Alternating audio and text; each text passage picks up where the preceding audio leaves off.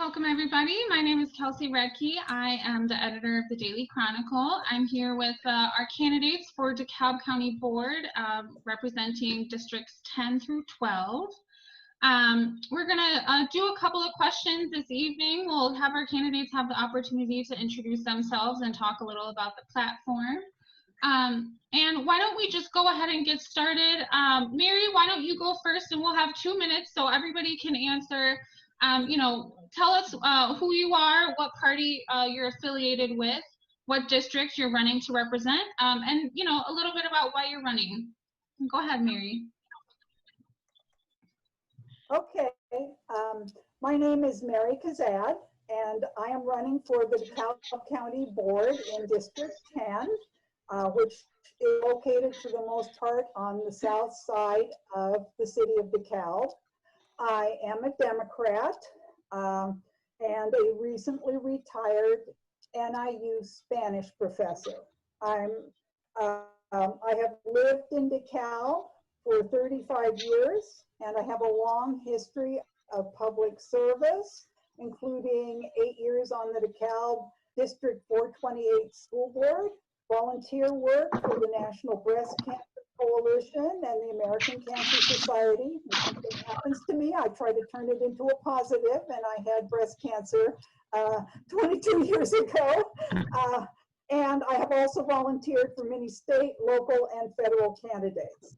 I can speak Spanish, but most of all, I am very hardworking. I have participated in 3 women's marches and 2 U.S. post office rallies, and have written letters to the editor about current public problems. The most recent was back in July about fully funding the post office.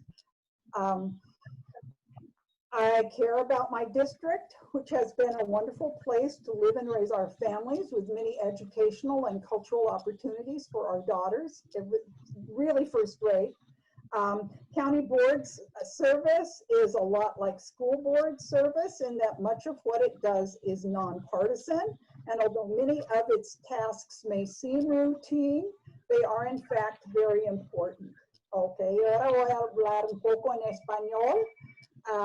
Bueno, muchísimas gracias por su amable atención. Estoy dispuesta a dedicar todos mis esfuerzos a mejorar las condiciones de vida de la población diversa y amable del condado de DeKalb, con la que he convivido desde hace más de 35 años. Chao y hasta luego. Okay. Awesome, Mary. Thanks for joining us. And we'll go with Karen next. Hi, my name is Karen Cribben. Can you hear me? Yeah. Yep. Yeah. Okay. All right. I'm a Republican candidate for District 11. District 11 covers Clinton, Victor, Squaw Grove, Afton, Pierce, and parts of Cortland and Salmonock townships, and includes the villages of Maple Park, Waterman, Salmonock, Hinckley, and Cortland. I'm recently retired as the Chief Deputy of the DeKalb County Office of Assessments, where I worked for 12 years, which has given me some insight into the county board. I was appointed by the board in August of 2019. My husband and I have lived here for 30 plus years. We live in Squaw Grove Township, where we raise corn, soybeans, hay, have a small cow-calf operation and feeder operation. And what makes us a little unusual is we have a sandwich phone number, a Salmonock address, at the Hinckley Fire Department.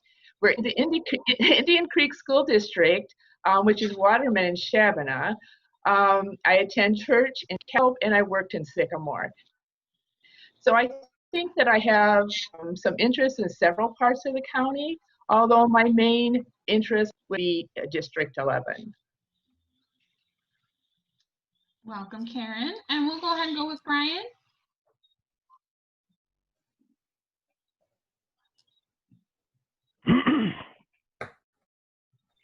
How you doing? Well, thank you for having me. I appreciate it. It's a good opportunity to get out there. My name is Brian Kubisak. I'm a lifelong resident of Sandwich, Illinois, southern DeKalb County. I wrestled for its wrestling team, chess on its chess club, even helped cultivate support and motivation to build its skate parks. Between my father and I, we have both donated much of our time, money, and effort up and maintaining the strength of this community. The company and family name can be found on a couple of dedicated plaques in the area. Between coaching, rehabbing, and old public buildings, building them new. And I currently own and maintain an electrical shop where I employ some of the locals, and we're actually working to get it used. I also represent its large veteran population and amongst many, ability to our public. It's real accountability. There won't be dead soldiers from useless wars. Achieve accountability by creating transparency and expanding voter turnout through poll expansion and permanent vote by mail options. That's something I want to fight for.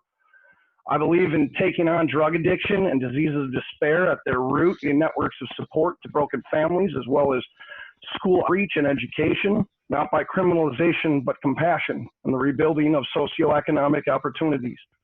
I believe in helping the working class through any crisis, no matter the cost, and they are the engine of this nation. Boost production and propensity to spend jumpstarts the economy. There's no reason we can't coalition to sponsor programs for rebuilding our infrastructure and expanding our public solar projects, amongst many other jobs and opportunities.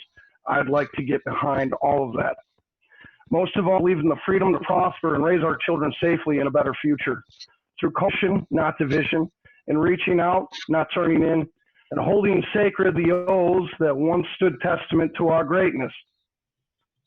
And as a nation, applying the honesty necessary to solve the problems of yesterday so we might move into a better, brighter, and more hopeful future today. Welcome, Brian. And last but certainly not least, we'll go with Roberta. Okay, thank you. Hello, I'm Roberta Mcfarland, and I'm running to represent my neighbors in the 11th District in the DeKalb County Board as a Democrat. Please let me tell you a little about myself. I was born in Illinois and married my high school sweetheart, John, in 1973. It really doesn't seem that long ago. We have two daughters, Erin Collins and Carol Miller, and John and I moved to Hinckley in 15, hopefully spend the rest of our lives here. I wasn't able to start college until after our children were born. Erin was in 2nd grade and Carol was in preschool. The three of us studied together at the kitchen table as I earned a bachelor's degree in biology and education. Juggling the responsibilities of taking care of my family and doing well at school required a lot of work and self-discipline.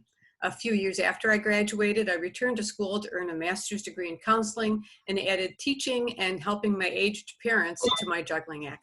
I squeezed in one more degree, a master's in educational leadership. And during my career, I was a middle school science teacher for 8 years and worked as 19 years as a middle school counselor. And I also retired this past June. We have a lot of retirees. As a newer resident in DeKalb County, I bring what I believe is a fresh view to challenges we face, as well as enthusiasm, curiosity, and a lifelong habit of hard work.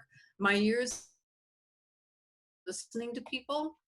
And because I listen carefully, I find that I can work with all sorts of stakeholders to identify the core of a challenge. And listening carefully also means we can find possible solutions, work collaboratively, and select and implement strategies, tracking our progress with data until we've met the given challenge. I'd like to ask at this point your vote from now through November 3rd to represent District 11 on the county board. Thank you. All right, well, thanks everyone for joining us. We appreciate it today.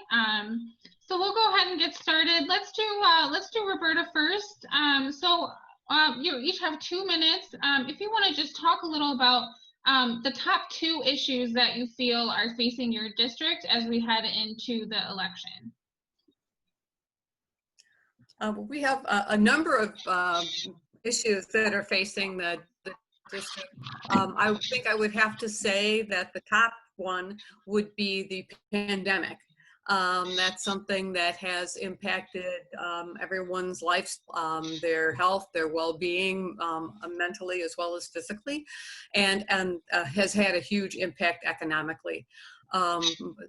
Everyone I know is really concerned and is being very, very careful, and is quite concerned about what the future will bring. And there are more questions than there certainly are answers at this point. We're going to have to figure out, hopefully there'll be a vaccine soon, and then we'll have to participate with our county health department, try to figure out how to get that vaccine out. And I think that's going to be a huge challenge. And then as we emerge, we're going to have to figure out what to do about the small businesses that have taken a real hit. Some of them may not come back. And so that's going to be a huge challenge. I think that another challenge that we have as a rural community, more than what might be present in a more urban environment, is the climate change. Since we've been here in Hinckley and really kind of more closely aligned, we see the farmers really struggling with strange weather patterns. Last year was a horrible year for farming, and this year, thank goodness that the dry spell ended, but that has been something else that really presents a challenge to us. And I think that's another thing where we're going to have to experiment and see what works so that our farmers can continue to prosper. I don't know if I have any more time left. You got 9 seconds. I'm good. All right, Brian, same question. What, in your opinion, are the 2 biggest issues facing your district?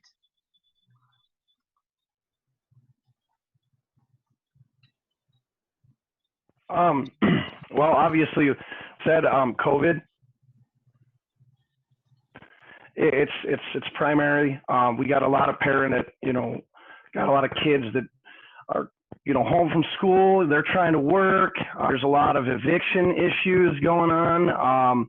I think a big issue that COVID is sidestepping and creating, or at least exasperating in a lot of ways, is again the disease of despair. We have a lot of suicide. We have a lot of drug addiction in my town, my area, and it's just that's one thing that we really gotta build a coalition to reach out for that. The other thing is the economic woes of small business all around. I'm home. I barely made it out of this. I would have been union a long time ago, but I had major contracts I have to cancel. And one is still sitting on the fence, and I'm just going to make ends meet on the interim right now.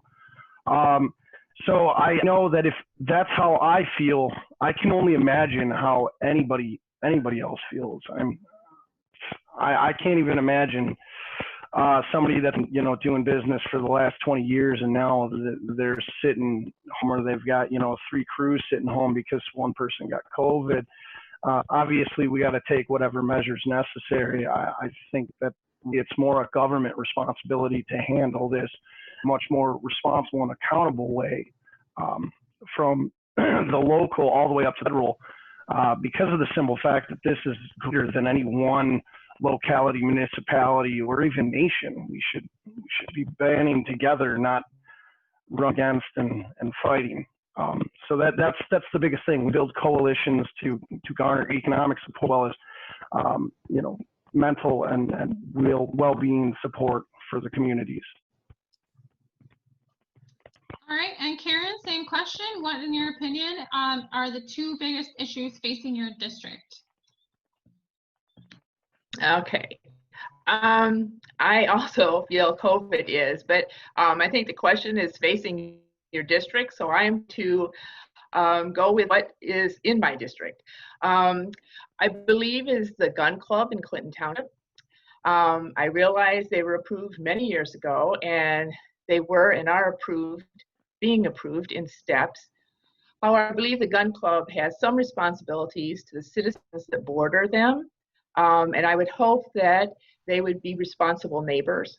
And when it comes to noise and lights, I've had some complaints about the noise and the lights, and I voted against the last proposal as I didn't feel that that commitment was coming from them, and that I guess I felt that they weren't committed to making some changes. I believe the road limit highway department, and it's a money issue. As it is now, farmers are not allowed to haul grain on some of the roads due to certain time and during certain times of the year due to weight limits. And I would look for the weight limits to be brought up on the roads to handle those trucks. As it is now, I know my husband certain times of the year has to call the highway department, ask them if he can haul grain or whatever. Sometimes he can do it in the early morning. But I would like for, the road limits to be increased so that they're able to handle those trucks. And that's about all I have for now. All right, and Mary, same question. What, in your opinion, are the two biggest issues facing your district? Okay, I would have to agree with everybody else that it's COVID, maybe in my district in two particular ways. And in the first place, from all of the thank you signs in people's front yards in my immediate neighborhood and throughout the district, there are lots and lots of people here who work in essential types of jobs. They are teachers, nurses, emergency responders, and it's really, really important to be sure that there is a lot of protective equipment and testing available for these essential workers as well as for everybody else. And also with people who aren't employed, although maybe dangerously, as essential workers.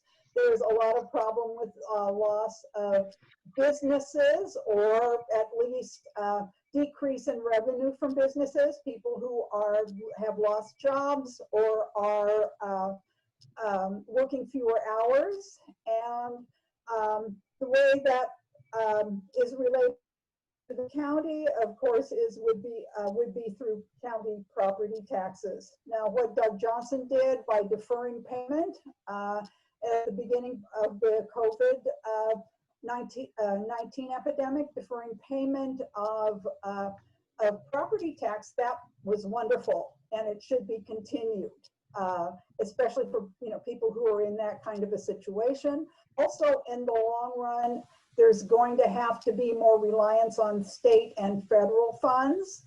So please vote for fair tax.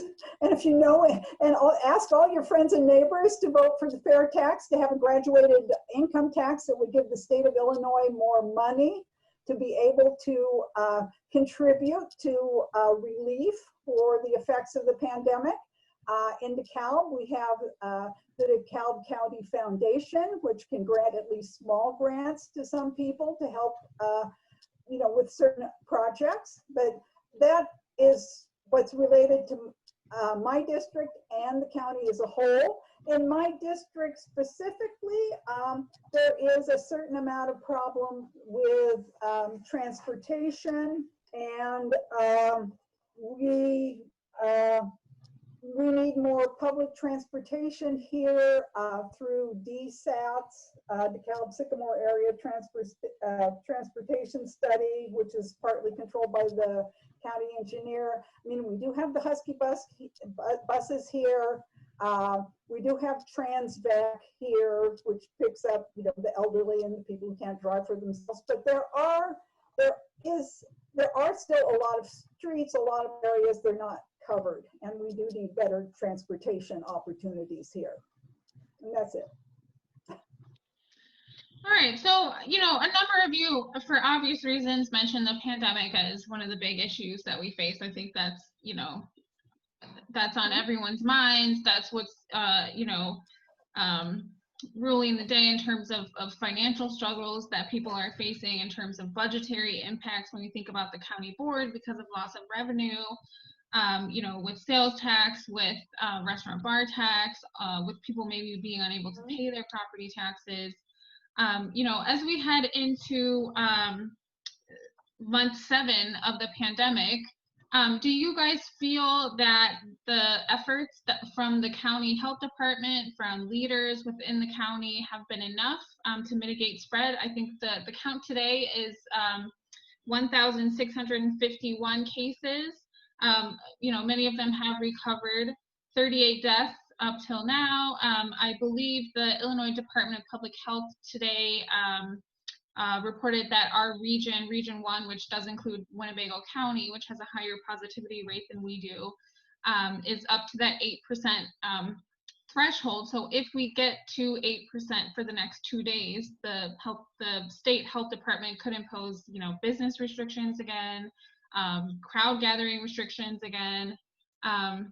What are your thoughts on our efforts thus far locally, and do you think it's been enough? And we'll start with Brian first.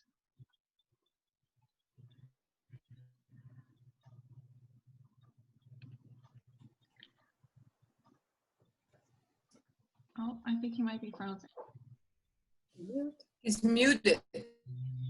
Brian, you're Sorry. muted. Oh, Okay, there. There we go. Okay, there you go. I unmuted right when you muted me. It was like the open, the unlock thing. Sorry. Sorry. No, that's okay. No, you're fine. You're fine, Brian. So, let me rewind that. Yeah. So, yeah, my first look is, so far we've done well. Obviously, collectively kept the case count down. The death count has certainly not, you know, skyrocketed. We haven't seen Kendall or Kane County numbers, which is wonderful. Considering there is a college, there are, you know, a lot of little hubs, population hubs in DeKalb County. But again, there is still, at least in my district, from the leaders, it seems like there's not really any effort to take seriously, to take real mitigation programs, to actually be invested in informing relief and or housing relief, what's going on. That needs to be something that at least my area takes a little more accountability from both the local and county level, to say the least. Otherwise, from the health department itself, this has been, you know, fair to great. You can't really argue with the results that we've had in contrast to the surrounding areas. All right, and I believe Jeff is going to be joining us. Hi, Jeff. Oh, I think he's connecting. Yeah. He's trying to connect to the audio. Hi, Jeff. Can you hear us? Hello. Oh, there we are. Yeah, I just got back in the house. Sure, Sorry. that's okay. Welcome, welcome. So we're just running through some questions. We'll add you to the round and we'll go from there. So the question, Jeff, was, do you think that our county-wide efforts thus far during the coronavirus pandemic have been enough? And why or why not? And we'll go with Mary next. And everybody, Jeff gets 2 minutes to answer the question. Okay, well, first of all, I think the DeKalb County Health Department has done an excellent job of distributing masks and hand sanitizers. My husband's and my first masks were from the health department while we were waiting for the ones we had ordered online to arrive, which took forever. And initially, I think there might have been some problems with testing and with the testing companies that process the tests. I think that may have been resolved now, which is a good thing. The area seemed to be very responsible by restricting restaurant entrance for a long time to outdoor dining, things like that. And I think it has, I think that city and the county have basically done about as much as they can. Well, fortunately or unfortunately, a lot of the responsibility for the pandemic and for limiting its spread is really up to individuals wearing their masks, keeping social distance, being responsible about big gatherings. When I have been out walking, I have seen huge gatherings of people, no masks, no social distance in, some of the area parks. And I mean, it's nice for family to get together, but no precautions whatsoever. And that's kind of bad. Now, the city of DeKalb, at least, with their $300 if you enter a building without a mask on, I don't know how enforceable that is, but that is a way of saying this is very important. You have to protect yourself. You have to protect others. And whatever the county can do to publicize that kind of thing, to encourage people to take responsibility, I think that is all to the good. All right, and Roberta, same question. Do you feel that the countywide efforts to the coronavirus pandemic have been enough? Why or why not? I do think that the county has done a good job. I would be more critical of, higher governmental agencies rather than this one. And that was a problem of trying to get the supplies that were needed with a lack of coordination nationwide. I've been impressed with the neighbors, and I know when we walked in forest preserves from the beginning and then just last week, there are a lot of people taking advantage of the forest preserves that we have, but they're all very respectful. I have not, the only thing I've seen is that a number of the neighborhood high school kids like to go congregate in the parks and shoot hoops, even when, they're not supposed to be doing that, but that's high school students, that's kind of what they do. But I think that we've done a really good job here and have been very responsible. Like NIU has also been very responsible, acting immediately when there is a problem. And I have to give a shout out to my new hometown of Hinckley. We opened, blocked a street and brought in some picnic tables from the parks. And that has, oh my goodness, that was such made me feel so good to be able to go out and sit and kind of pretend it was normal and eat from the local restaurants. So people are being very creative also. So not just the governmental agencies, but as Mary had talked about, individuals are stepping up. And Jeff, we'll let you answer this question next. In your opinion, have countywide efforts to the coronavirus pandemic been enough? Why or why not?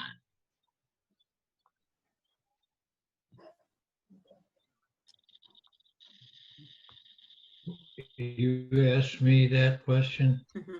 I didn't hear you. Okay. As far as I know, the county government and the county health department has done an outstanding job to try and follow up on everything. And they've been in touch with the nursing home, the DeKalb County Nursing Home, and they have been working together with both them and the community as a whole. The biggest problem they had was when the students came back from Northern Illinois University. And then, of course, they brought the COVID virus with them when they came back to school. And that's when we saw an increase in the number of cases for the county as wide. But otherwise, I think everything has been handled well as far as they go. They had just 2 weeks ago, my wife and myself went for the free test they had out there by the nursing home and the county health department. So, and it was negative, thank God for that. So, and I'm thankful. Otherwise, I believe being on board with the nursing home, I've been aware of what's going on out there because I get informed daily. And we did have just one, mostly it's been the employees who go out and meet with their friends or other people, that's when they have the biggest problem, and they either bring the COVID virus with them and they test positive, and then they have to be quarantined or for at least 2 weeks. And we do have facilities out there to quarantine people right now. So right now we have only one employee. So thank goodness for that. Thank you. All right, and Karen, same question. In your opinion, have countywide efforts to the pandemic been enough? Why or why not?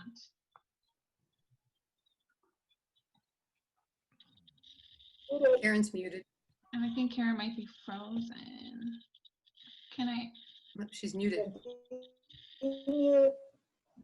Oh, there you go. Am I, There. can you hear me now? Yeah. All right. I didn't mute it, so I don't know what happened. I think the county on a whole has done very well. I think that, well, I know for a fact that Indian Creek School District has only had 3, and they did not get them from the school. I think colleges going back today, I think that they're going back today, may not be such a great idea. Because I think that the numbers rose once northern classes.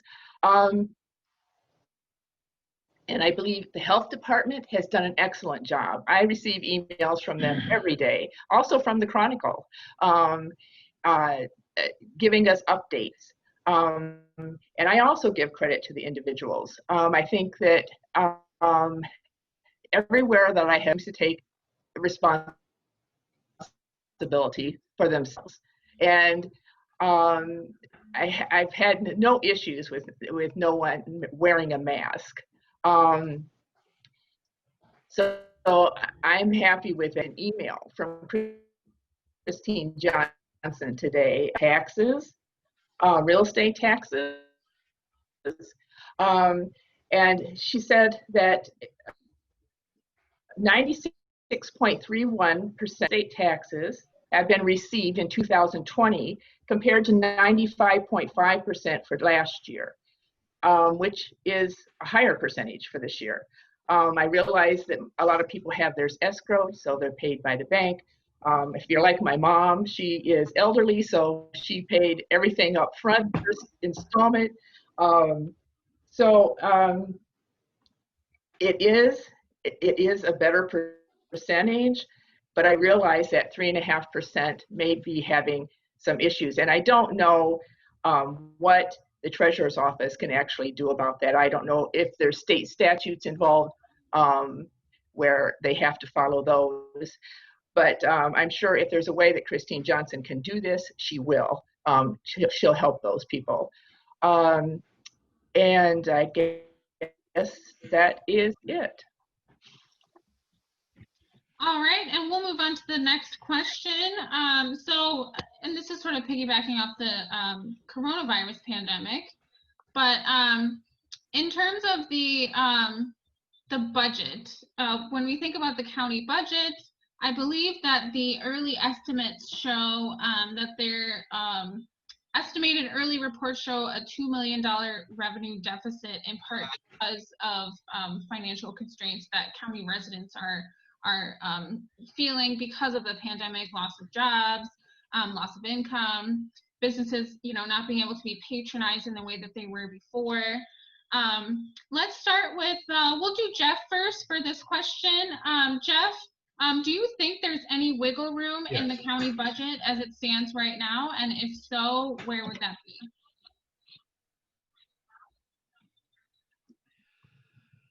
Well, I've gotten some emails on what they think. They think there's wiggle room in the sheriff's department for some reason, but I don't see it.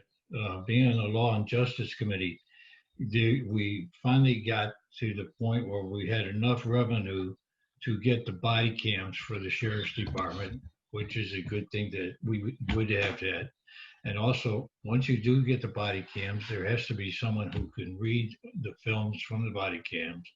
So that has to be done by someone. That is going to cost extra too. But the COVID virus is really hitting the budget very hard. You know, I think the total amount that we see so far is maybe about 25 to between $25 and $30 increase for the county, as far as the county's part of the budget is concerned, is an increase. But when you add that together with the school district and the other taxing bodies, it adds up to a fair chunk of your money that's going to come out of your paycheck. So if we, hopefully, we can get some way that we can beat this COVID virus down and get employment back up and get people back working and paying the taxes that they need, especially the sales tax. That's where we've lost a considerable amount of our money. The sales tax revenue is not there because people are not shopping. They're not going out to the stores. If they are shopping, they're shopping online. We don't get a good cut out of the online shopping as would be necessary for our budget. So I think that we need to look at the budget, and there's not been anybody put out a questions as far as how can we cut and where can we cut. I haven't seen that online. So hopefully we can stretch it out and that we, because we did with the tax for the property tax, like Karen said, the property tax has been paid over a period of time and they've done very well with it. So now September's amount was due, and so far I haven't heard that there's been any bad things about that. So at least right now, I would like to see the budget. I don't know where we could cut. Really don't. We really do slim down. So, okay. All right, and Karen, same question. What, if any, do you foresee as wiggle room in the county budget as it stands right now? If you see anything, what would it be? Okay. I did contact finance and asked them, and I have looked at the proposed budget for 2020. We have a projected 1.5 million fund balance drawdown of our general fund reserves for 2020, and that's due to COVID. So that's what they're projecting, 1.5 million. We do have enough funds in our reserves to cover this. Prior to COVID, we had a balanced budget for 2020. The proposed budget for 2021 is balanced, which it needs to be. I'm kind of skeptical of what items the county will be reimbursed for from the state for the year 2020 and or 2021. It'll have to be a wait and see, and we won't know that until the beginning of next year. The reserves that we're pulling for 2020 will not affect our rating at all. We have enough funds in there to do it. Right now, this is the plan to balance the budget for 2020. The county offices have been very supportive in the county's request to be conservative in their budget requests for next year. So we do have a balanced budget for next year if nothing else happens. And Roberta, same question. Do you see any wiggle room in the county budget as it stands right now? And if so, where is that? I would have to agree with Karen that, from the research I was able to do, that the previous county boards have been very, very careful and frugal and responsible with the monies. We're not the only area that is really struggling with this. So, as it's a pandemic because it's all over the world. And I think that one of the things that individuals need to do is to encourage their national representatives to pass a relief bill that will specifically help the state and local governments. We're really bearing the brunt of this financially, and we're the backbone of the country.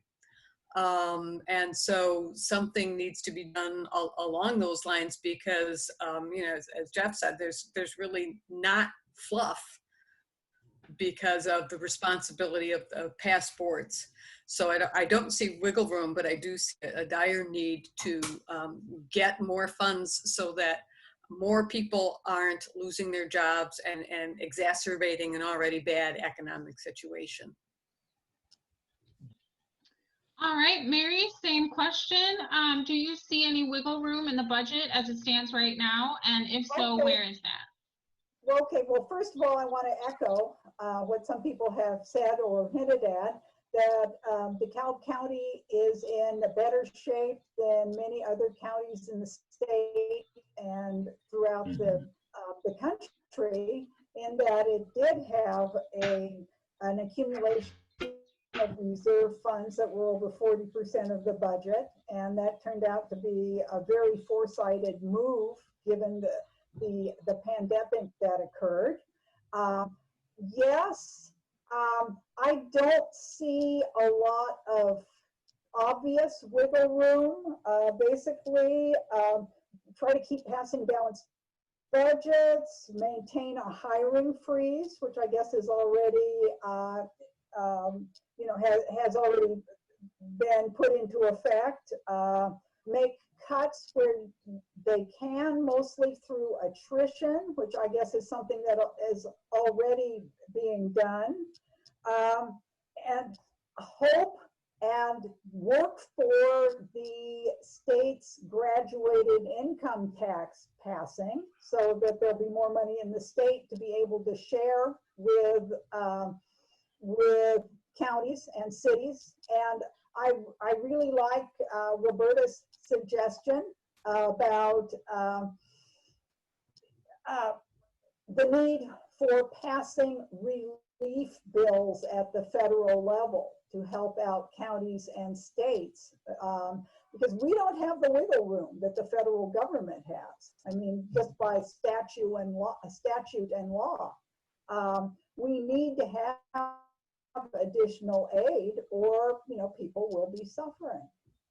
I think, as in my investigations, I have been very impressed at how responsibly the county board has acted fiscally over the years.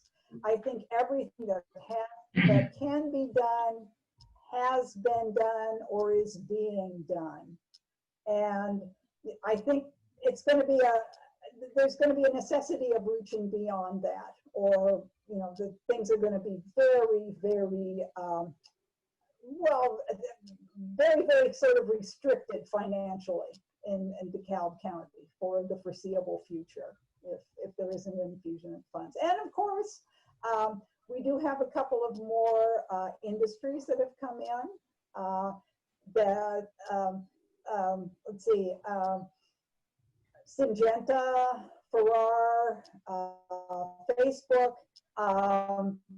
Now, they do have a certain amount of tax abatement, but they also are supplying jobs. They are supplying some infrastructure at their expense. They are supplying some additional taxes.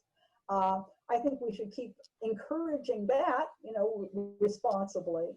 But beyond that, you know, all I can say is, you know, I can commend the board for behaving responsibly, and it's done what it can. All right, Brian, same question to you. In your opinion, is there any wiggle room in the county budget as it stands right now? And if so, where would you make those cuts? Well, as far as looking at the idea of wiggle room, I mean, it really, there's a couple of things. It includes thinking outside the box. We're not going to get there just hoping things don't get worse or hoping nothing changes. The trajectory is not that. We could see another surge. Even if we don't see another global surge, we're still looking at it right now. And at the end of the day, I think we might need to make some wiggle room available. I think we should invest, as Mary was saying, in inviting other businesses to the area. I think to be very cautious and vigilant to small business and trying to nurture that and its growth. I know that is a big contributor to taxes, as most of them are not millionaires. Most of them are small-time tax, major taxpayers. They're the number one contributor to the tax funds, both really and statewide. That aside, I think that again, one of the points I made was the coalition to state and federal programs and funds that needs to be had. I definitely bring that from my area. In my district, I have a pretty decent coalition. I know we can organize around that. On top of this, I've also mentioned, dealing with the drug war through compassion. And I think that's where we could maybe make a few cuts to the sheriff's department and other justice systems would allow us to maybe revamp that, make some savings, and throw that into areas of mental well-being, which are already going to be exhausted because of the COVID and the rate which it's just hampering down on mental well-being as a whole. All right, and speaking of the DeKalb County Sheriff's budget, so, as you guys know, the county board, as part of their own budget process, sort of compiles and oversees the budget for the county sheriff's office, who then sort of uses it as they will. And they, the board is responsible for designating those funds. So throughout the summer, beginning in May, really daily, we've seen demonstrations and protests and marches throughout the county, not just in the city of DeKalb,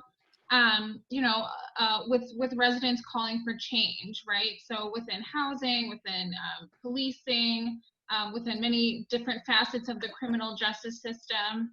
One of the things that we've seen brought up many, many times is the idea of reallocating some police budgets to other things like social services or other avenues like that. Do you support that measure? Why or why not? And we'll start with, let's do Roberta first. Okay. I think that one of the problems that we've had is that we've been asking our law enforcement officers, our sheriffs, to handle things that are not necessarily within their purview. The legal system is the major first step intervention for mental health issues, and that really should not be. It is not providing the best services to the people who are in a mental health crisis, and it's expecting sheriffs to deal with things that are very, very difficult and unpredictable. And so I think that part of what we should look at is supplementing mental health professionals to go onto some of those calls, either or be aware of that before the sheriff is asked to go in, or at the very least with them. And so that would probably require some changes also with the 911 procedure, so that there was more of information passed along, because from some of the things that I've read, officers are sent off and responding to a situation, and they're not getting all the information that the people have told the 911 operator. And so, that is an area that we need to supplement and not just play gotcha with the sheriff's department. So some of that does need to be channeled differently, but I don't think that we have to be careful so that we don't want our officers feeling unsupported, and we need to make sure that they have the supplies that they need. But we also need to be more aware of the different challenges that people don't necessarily think about in terms of law enforcement, like the mental health issues. All right, Mary, same question. Do you support reallocating any funding from the DeKalb County Sheriff's Office to other services? Why or why not? Okay, now, first of all, I second everything Bobby said. Okay, I liked your response a lot. Now, there is a slight problem with the DeKalb Sheriff's Department in that I believe by statute it has more independence than the municipal police departments, and it pretty much controls its own budget. So therefore, if you want to make changes, it's important to persuade the Sheriff's Department that this change is for the best. Now, what I would like to do is add a social worker to the Sheriff's Department, and I think, you know, more detail on the 911 calls, that's an incredible idea. And I think the change of adding a social worker could be framed in that it would be taking pressure off the department by not requiring deputies to do things they were not trained for, like dealing with the mentally ill, the developmentally disabled, people with severe drug addictions, people in extreme poverty situations who need help, and who maybe are perceived as having done something illegal when in fact they are ill, or they are in an extreme situation that they truly cannot deal with. And it's very important to assume that deputies are doing the right thing, or at least they're trying to do the right thing, and to try and maintain a positive and cooperative relationship between the board and the Sheriff's Department, as was done with, acquiring body cameras and having them used. But given the budget constraints, I'd say step one would be a social worker, full-time social worker, preferably one who can speak Spanish, and having someone who is an expert to be able to help with these kinds of problems. Now, in the previous interviews with board candidates, I noticed that somebody suggested that maybe deputies could get more training in dealing with mental health issues. Now, there's something to be said for that, but to be a fully qualified social worker, I think takes about 6 years of fairly specialized training. You really, really do need to have somebody who knows what they're doing in these kinds of situations. And so I would be in favor of having someone who is an expert in exactly that kind of thing. And now the DeKalb County has done some other things, like they have a pretrial program. They have other programs to help with problems of bail, problems of people who are mentally ill. But I think adding a social worker to the Sheriff's Department, maybe when a deputy retires, I don't know, because there is a budgetary problem. All right, and Brian, same question to you. Do you support reallocating any funding from the DeKalb County Sheriff's Office in light of what we've been hearing over the summer from protesting residents? Why or why not? Undoubtedly. Why? It's just apparent the innumerable amounts of, not DeKalb County particularly, but just in general, across the country, we have seen multiple violations of constitutionality on all sides. The police, the federal, the local, and sheriff and state police are all, obviously some of them are committing crimes, being charged with it, some being convicted, obviously being found not guilty. But the point is that there's obviously data and evidence there to at least bring these charges up to begin with. So crimes are definitely being committed, and we need to bring that to some sort of productive solution. On top of that, as far as reallocating funds, I think the best way to do that is to look at the drug war in a more passionate format and not treat addicts as criminals. We need to be just trying to basically reach out to them to give them more socioeconomic opportunity. I know that I'm a former addict myself. When I came home from the military, I had nothing and no one. I was under a bridge, a statistical homeless vet. And having electrical knowledge and frame and carpentry knowledge saved my life. I probably would have died under that bridge, and I didn't. I'm alive today. I've come back, and I get to with my own experience, hopefully contribute in a real meaningful way to, we need to reallocate funds. Let's do it in this way. Let's bring a social worker, not just to the sheriff's department, but let's bring a social worker into the district attorney's office as well. We need to be investigating all avenues of why people are committing crimes and how we can mitigate that in the most diplomatic, peaceful way, not withdrawing our weapons, with violence, not with force, but with, again, compassion.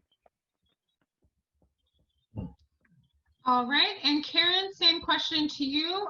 Do you support reallocating any funding from the DeKalb County Sheriff's Office to social services in light of what we've been hearing from residents? Why or why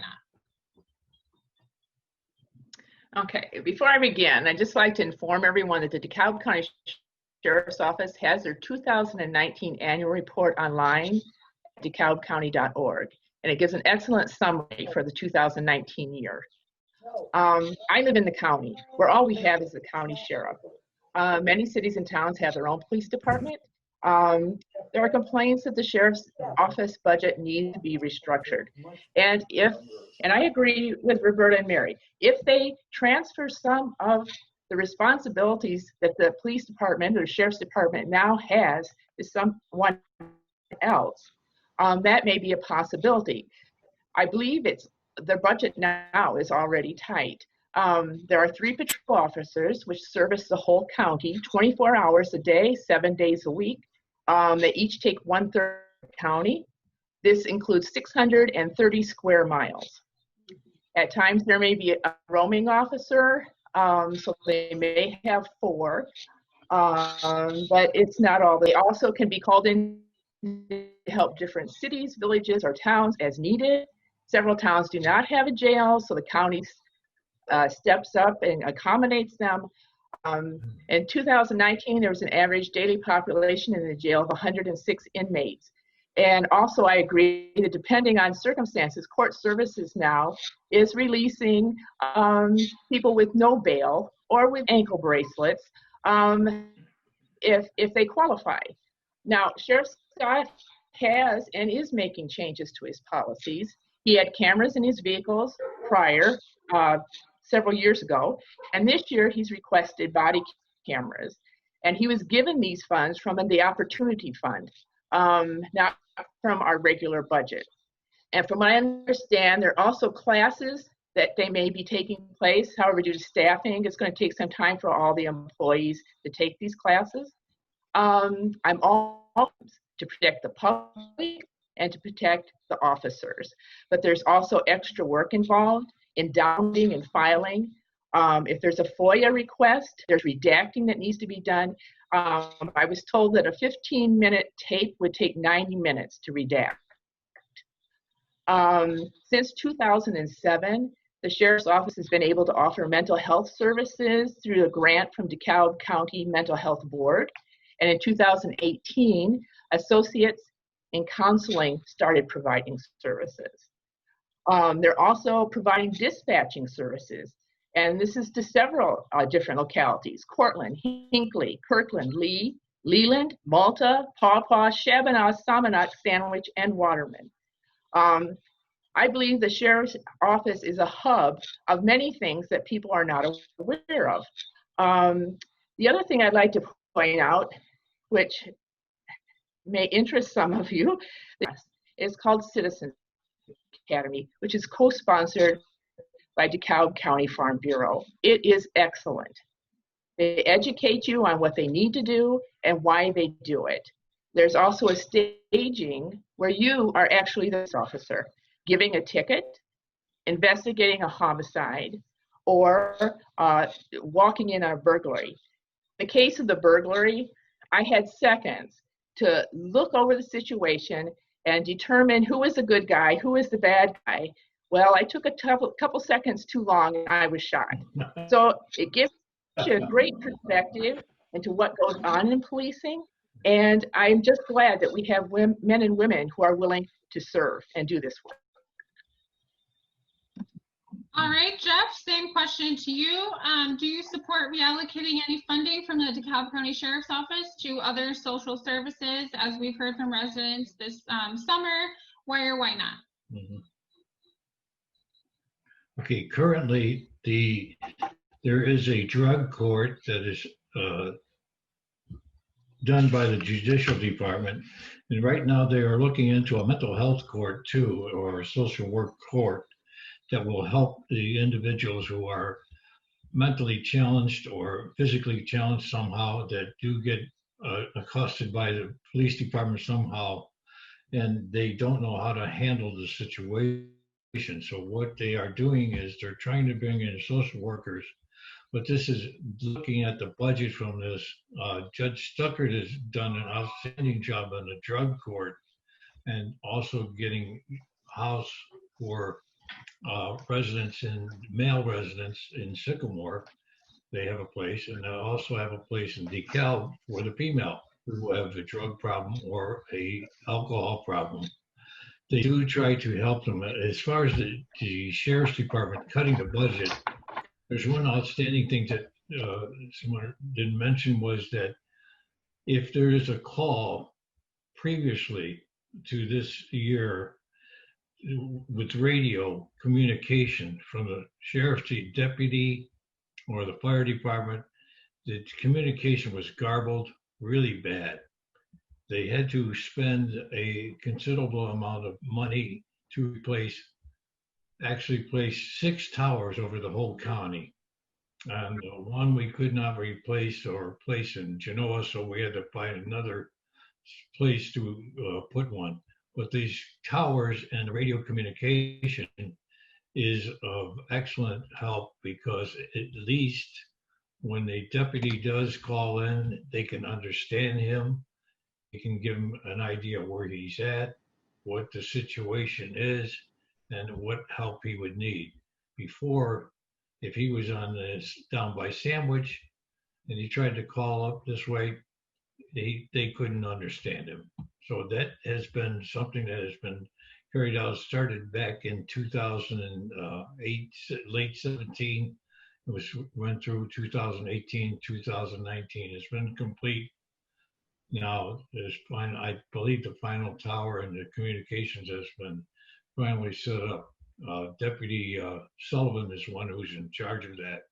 He's done an outstanding job. So cutting there is not what we needed. That was something that needed to be done, that we had to find the funds to do that with too. So, but right now, cutting in the department, and I don't see any cutting that we need to do.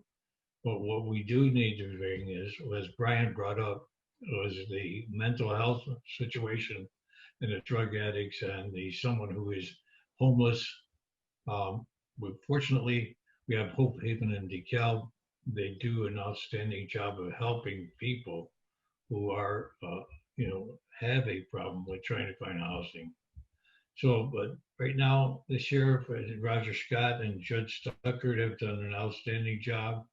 The state's attorney, Mr. Amato, is doing his best right now with what the funding he has. All right, guys, I think we have time for one more question before we do our closings. I think one of you touched on this already. We'll start with Karen first. So Karen, obviously this is a trying year for everybody in terms of money, and I think it was it you, Karen, that mentioned the taxes earlier? So I want to go back to that. This is obviously a topic that's always of interest to our readers. On the county board, what efforts, if any, would you recommend or do to reduce the property tax burden on DeKalb County residents? And we'll start with Karen first. Oh, you're muted. Okay. I don't know why that keeps happening. This is a huge issue, and there's Alright. no, Go ahead, Karen. I'm sorry. there's really no,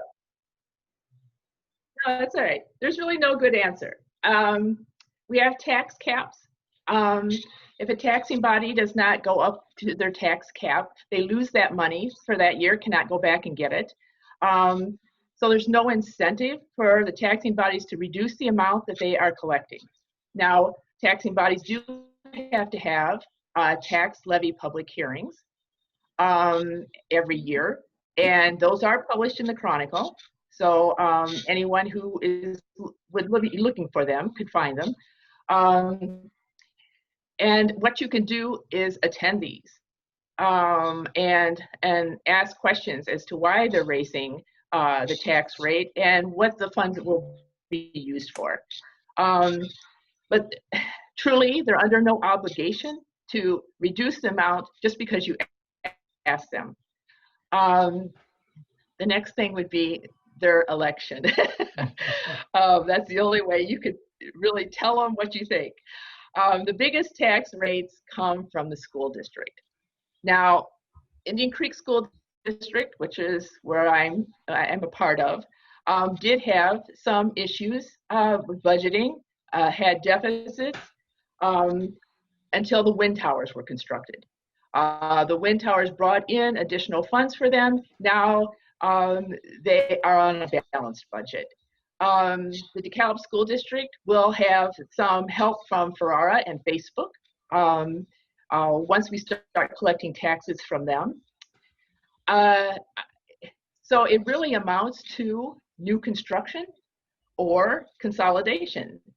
I don't think the state of Illinois anytime soon is going to help us with our schools. So I believe consolidation or new construction will be our only hope of any relief.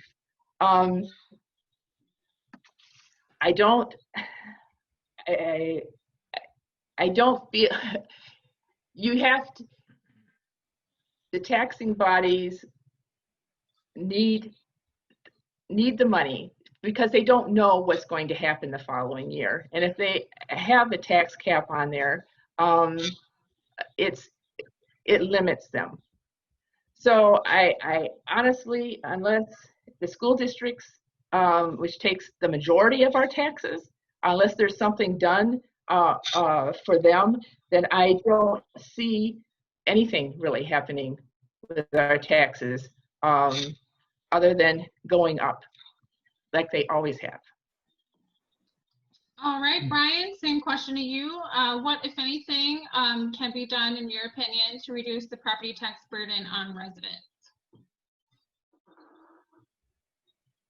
I think I kind of touched on this before. We should definitely be working state and local federal funds, or state and federal funds to, pad the local coffers a little bit. This is definitely something that needs to happen. The idea that the state won't give us money, you got to demand it. There's no reason they can't. Money in the budget, especially with, all the new ideas, the nuance that could come into government today. I mean, obviously, we're looking at reallocating funds from all sorts of different criminal justice organizations and institutions into different areas. Obviously, this will free up and prosecute, as seen, the revenue created from the marijuana industry alone is in the millions, upwards. I think here we're going towards, 500 million. That's a significantly large amount of money. Obviously, we've got to do better than that. We can't just focus on one industry. We can definitely partner up with different industries and work to subsidize within. As far as in the property tax, that's how we do it. We try to take the burden for the people as much as possible. As a business owner, I'm willing to pay this tax because I know it's going to provide with good roads, get my guys to the job. I know that it's going to provide customers with more pocket cash to spend on the repair work and or solar work, whatever install we're doing. and then amongst others. I mean, my generation is, we're not even owning homes at 35. The average rate is like 20% or so, and that eclipsed by the baby boomer generation. And I think one of the big things that we need to do, and I think this is a state and federal issue, is the student debt loan relief. In doing so, this will allow and open up the debt relief to students so they can apply for mortgages and loans to get cars. They can do all kinds of credit things that they otherwise could not invest in before. And right, that's how we boost and boom our economy. But it's going to take a coalition of the whole board, and we're going to have to lead with our state and our federal and start handing some accountability. All right, Jeff, same question to you. What, if anything, in your opinion, can be done to reduce the property tax burden on residents?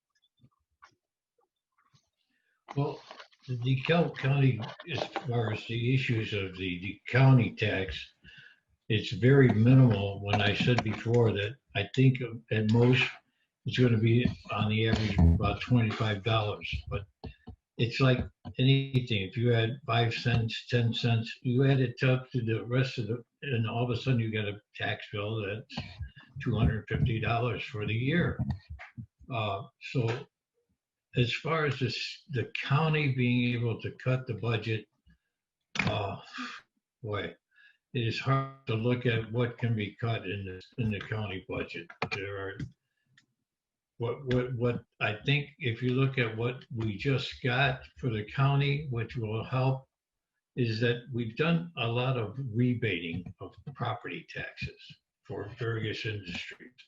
The 2 industries that are coming into town will only be paying 50% of the property tax value for the next 15 to 20 years.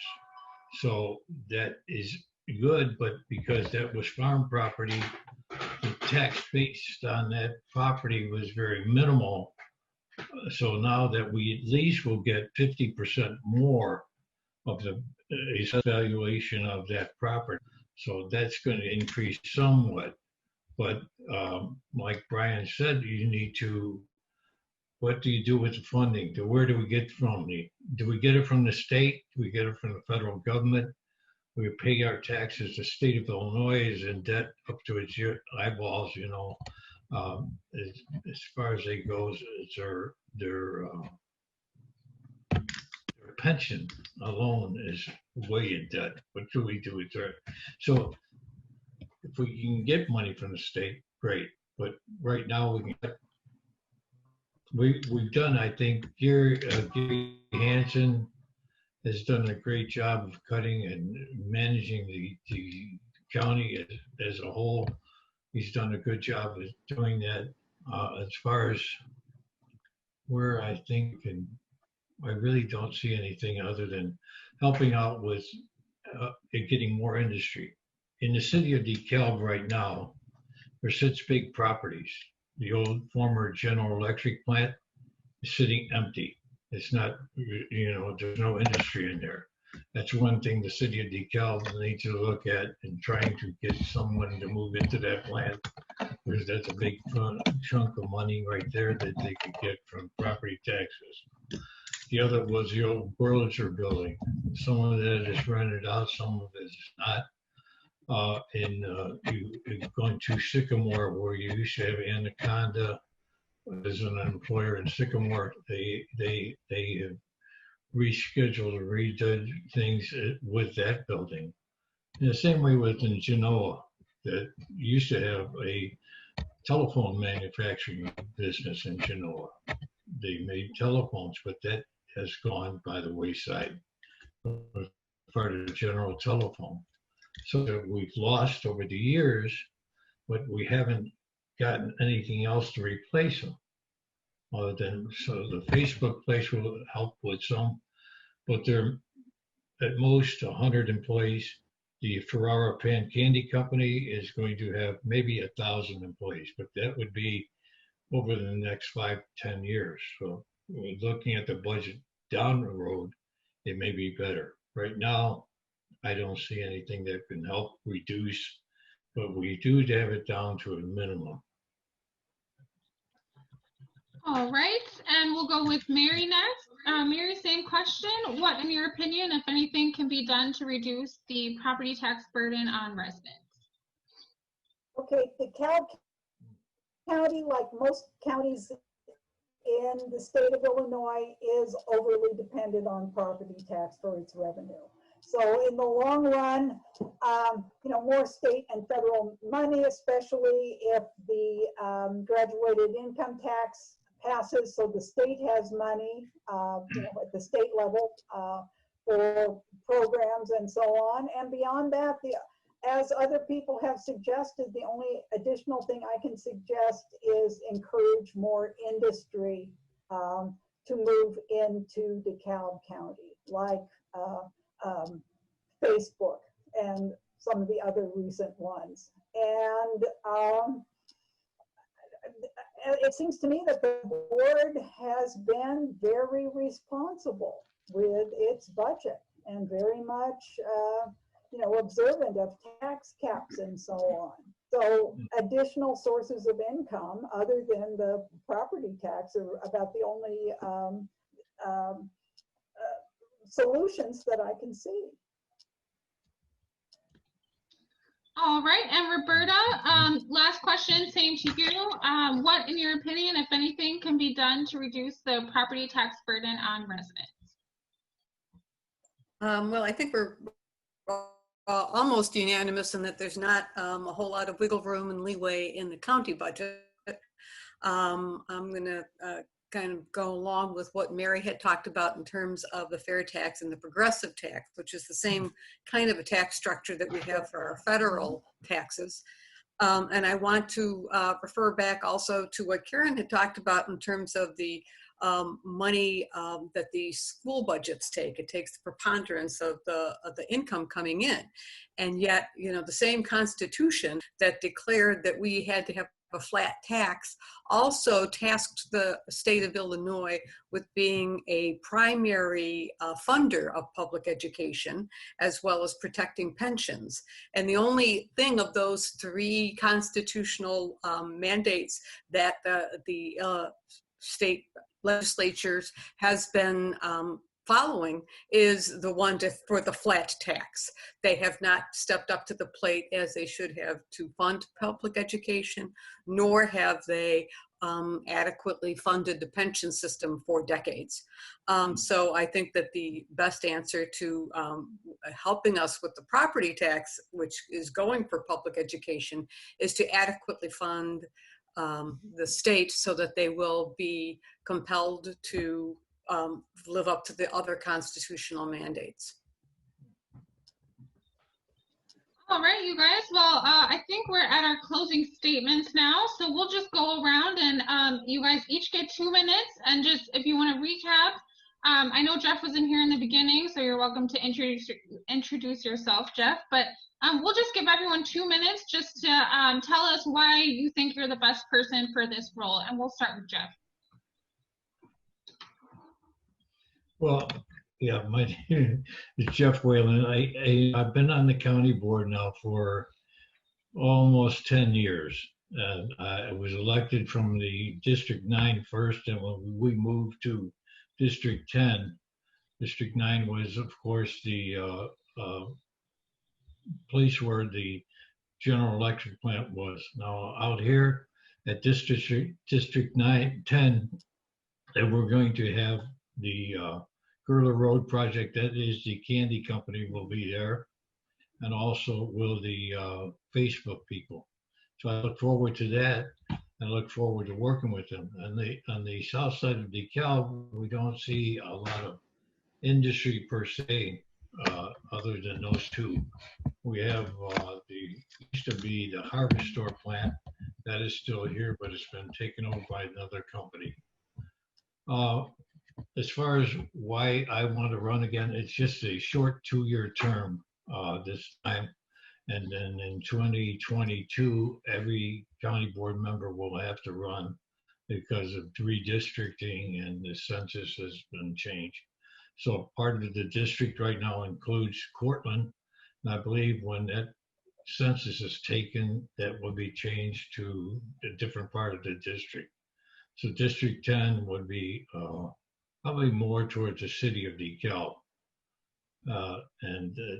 I've been living in the city since 1963. I had two children. My daughter died just last year.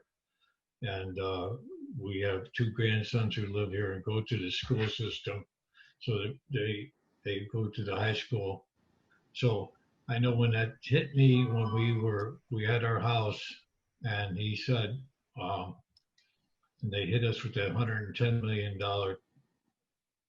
for the new high school and the schools, our property tax went up quite a bit.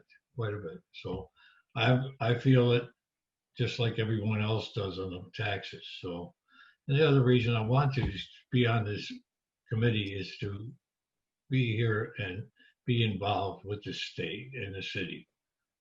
Hopefully we can continue to grow.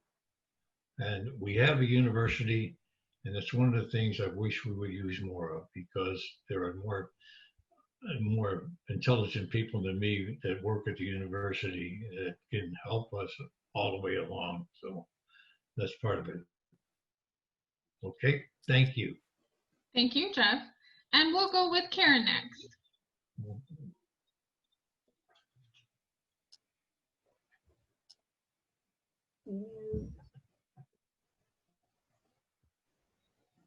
You need to mute.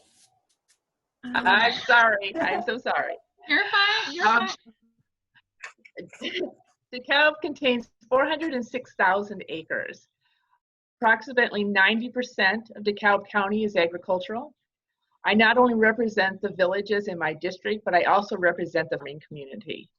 I've been on the board for a year, and it's truly been a learning experience. I've been on the committees of Law and Justice and Health and Human Services. And since COVID and Zoom, I've been sitting in on many of the committee meetings to familiarize myself with other county responsibilities. Attending these meetings has also helped in getting some background information when subjects come up before the county board. I've attended township meetings, and I've got 7 townships, to introduce myself and let them know I'm their representative on the board. My district covers a lot of territory, from Somonauk to Maple Park, and I do my best to represent all of it. As a conservative woman who's worked for the county at the assessment office and is married to a farmer, I feel I have a lot to contribute. My name's Karen Cribben, and I'm running for a position on the county board for District 11. Thank you, Karen. And we'll go with Mary next. Oh, okay.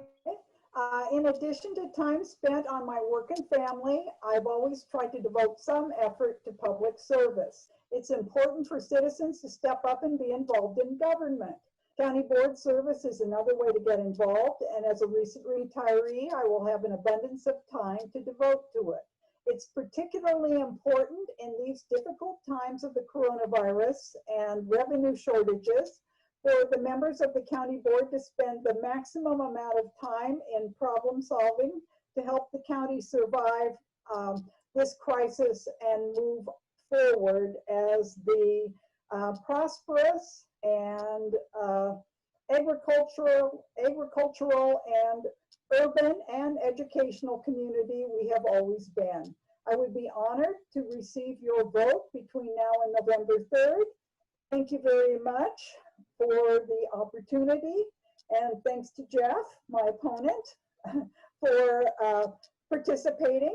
And feel free to contact me at marykazad@gmail.com. And that's Kazad, C-O as in company, Z, last letter of the alphabet, AD as in advertising, as generations of Kazad children have been taught to say. Thank you. All right, and Roberta, go ahead. All right.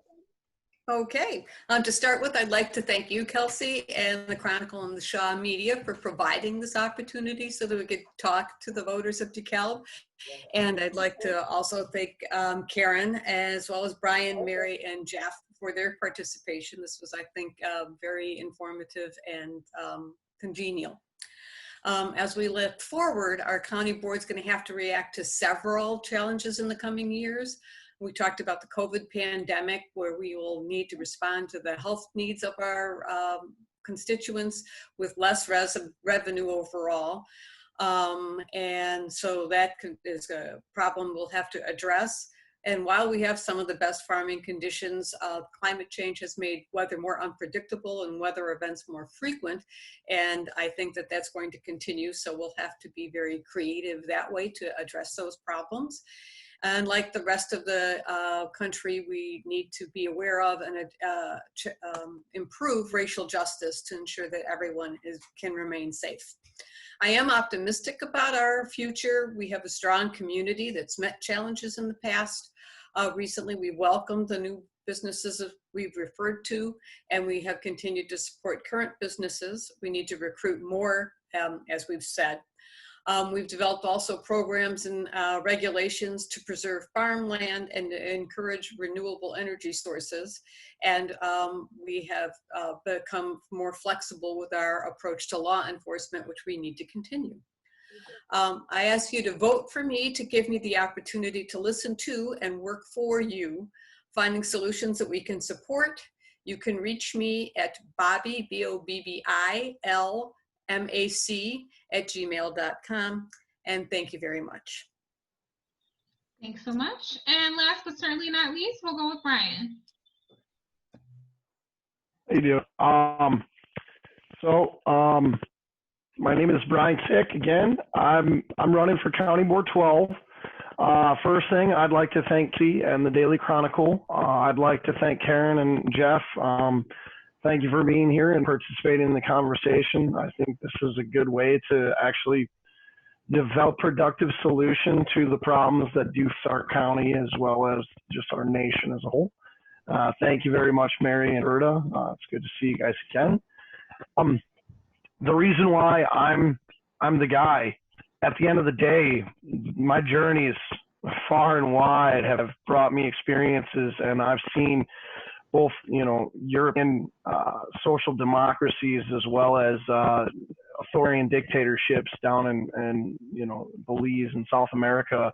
I've seen a lot of different formats of governance. I've seen so many different ideas brought to the table, and I feel that that's one of the big things that I can bring is the outside the box opinion, the outside the box position.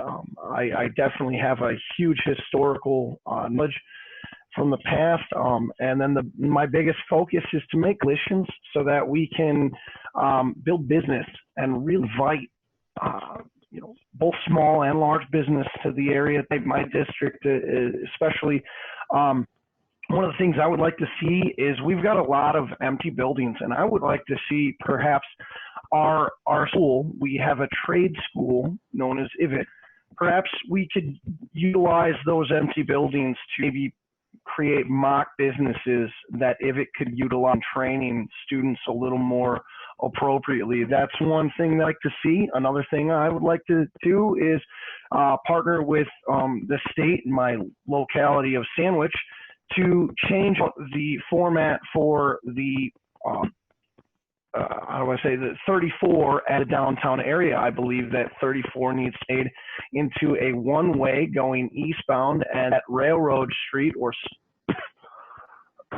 could be made into a one-way going westbound. And this would bring a lot more business to the Sandwich area and the Sandwich downtown. And I think that it would be more inviting to small businesses in the area and probably create a little more development. Thusly, we might have a little construction and maybe allow for a much of a tightness in our budget, because we need those tax revenues, we need the businesses, we need this economic development occur. So that's one of the big things that I bring, and most of all, I want to see the revamping and restructuring of our criminal justice system so that it doesn't leave people out in the cold, so that people like myself can get help. There was a lot of rocks and hard spots, and I just want to touch on some points. There were offerings of different programs. Problem was is that where I had set up shop and what I had been doing my whole life required a different system. I ended up homeless. I was living on sites in order to make it work. It was worth it. To this day, I'm so glad. I learned a lot, and what I bring to the table. I bring the tenacity, the ambition, and the will to do the right thing, no matter what it takes, no matter what it costs. We're going to get this done. We're going to get a better and brighter and more hopeful future. Vote for me, Brian Kubisak, DeKalb County 12. All right, well, thank you all so much for joining us today. I know these are not ideal conditions, so we appreciate everyone's patience with the technology. Just a reminder to our viewers who will see this, the election is November 3rd. Early voting actually began last Thursday in DeKalb County, and that includes mail-in ballots if that's something that you're doing this year. The only in-person early voting site open right now in the county is the Legislative Center in Sycamore. But on October 19th, several other in-person voting sites will open, including in DeKalb Township, in Kirkland, on NIU campus, and in Sandwich. For more information on all of the candidates, not just the ones that we see here, we totally invite you to go to our Election Central website on dailychronicle.com, so www.daily-chronicle.com, and you can view the full video of this interview as well. Thanks everybody for joining us today. Thank you. Thanks, Kelsey.